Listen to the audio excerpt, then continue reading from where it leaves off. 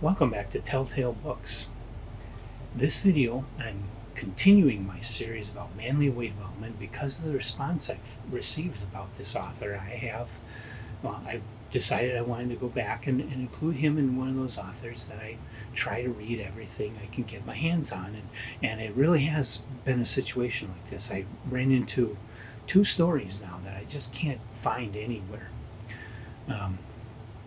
The latest one I have failed to be able to get a hold of is called Faithful Footsteps. That was published in 1931, June of 1931, in a magazine called Mind Magic, and I can't find this story or the magazine anywhere. I cannot get a hold of it, which I'm kind of sad about. It sounds interesting. And the name of the magazine sounds interesting, but I can't get it, so I have to skip that one because I can't get my hands on it. So the next one I can get is The Discmen of Jupiter. It was published in September of 1931 in Wonder Stories magazine, and so I was able to read this in a free online PDF of that Wonder Stories issue. And this is a follow-up to the last one that I was actually able to get, When Planets Clashed. The two of them together make up a series that's referred to by the main character, Jack Stillwell.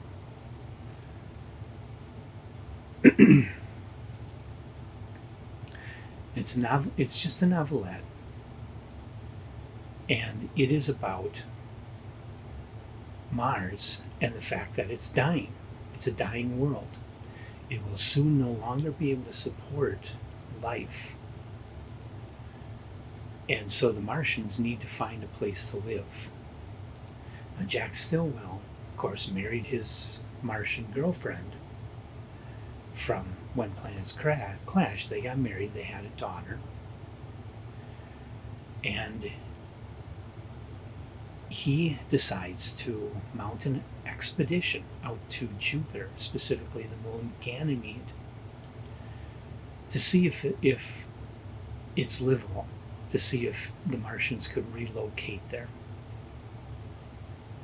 And so he brings in these two guys that he feels will be perfect for the job of going out to Jupiter and discovering what's there. Now, there have been previous expeditions to Jupiter. They never came back. So it's probably a suicide mission that we're looking at. But these two guys, they agree to do it. Now, the story is it's better done than When Planets Clashed. If you saw my video on that one, you'll know that I kind of ripped into it because it was pretty missing. It was missing a lot of opportunities that I feel that any writer, even a hack writer, should have been able to see, and should have been able to see that he had this plot that opened up all these really, really powerful dramatic possibilities, and then just kind of brushes them all aside, which made the story very disappointing. I'm just sitting there going, no, you could have made such a great story out of this, and didn't. Well, this one avoids those pitfalls, but it is a pretty safe story. It's pretty much your standard space opera with your stock characters and a pretty predictable plot. It starts out with the two main characters. One of them takes the other one that just arrived on Mars out to a Martian pleasure palace, which is an interesting thing in this story. Mind you, this is 1931, and in a pulp fiction magazine where things had to be pretty sanitized. It starts out with a pleasure palace where there's an orgy going on. That's the word that Wellman used. He called it an orgy. Now, the orgy is made up of people watching TV, having drinks at a bar, smoking. So the orgy is pretty PG in its description. There are some dancing girls. And there's one girl in particular that takes a liking to the main character who had just arrived on Mars. And so she starts talking to him, but she says something that really ticks him off. And so he says something kind of sarcastic back, and the two of them get mad at each other, and she storms out saying she hopes she never sees him again. So then the two guys, they get in this spaceship and they're taking off, and you guessed it,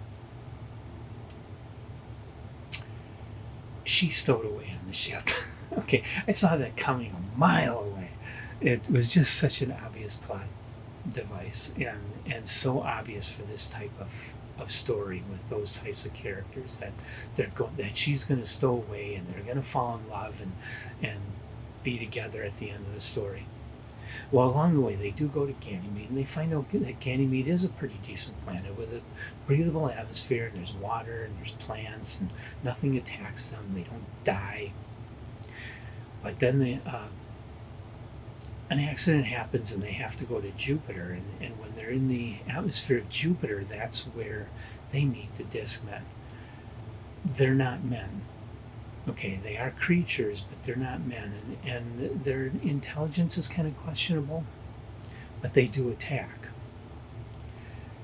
And the description of the creature is very imaginative. I really liked it. So I feel Wellman put a lot of cool imagination into this story. The story is standard space opera, but as standard space opera, it's good space opera. It's for 1930s space opera. It's very well done. It's completely enjoyable. I find it as much as this had stock characters and a predictable plot, I was still liking reading it. I still enjoyed it all the way to the end. So something kicked in here, and he wrote a much better story than what he had written previously, and I liked it. It's not a top tale. It's nothing great. There's nothing classic here. It's not comparable to his later work, but it is a good story. And so if you're the sort of person who likes those really old space operas, if you're the sort of person who just likes everything Manuel Wade Wellman, this story is definitely for you. If your idea of space opera is Adrian Tchaikovsky, you probably want to skip it. But if you're like me and like those simple, naive early space operas, then this is a good one. It's a good, solid example of 1930s science fiction. So Wellman did move forward here and is starting to become a better writer, at least for this story. We'll see if he keeps it up for the next one, which will be. This was number 5 in his bibliography. Number 6 will be The Invading Asteroid, which wasn't published in a magazine, but the publisher of Wonder Stories, Stellar Publishing, published it as a chapbook in 1932. And I've got a hold of a PDF of that chapbook, which is what I'll be reading for my next Manly Wade Wellman video. I hope you'll join me for that and all my other videos. Till then, like us and subscribe to us and check out our other things like our Patreon and our Etsy store. We got some cool bookmarks that Emily has handmade. And we have a lot of older, fairly nice condition used books offered for sale. Some of them are from my personal collection, and I have taken care of them. Aside from when I was young, I liked to write on the books, but just like on the page edge and in the front, not in the text block. So check those out. Come on back. I'll see you in future videos.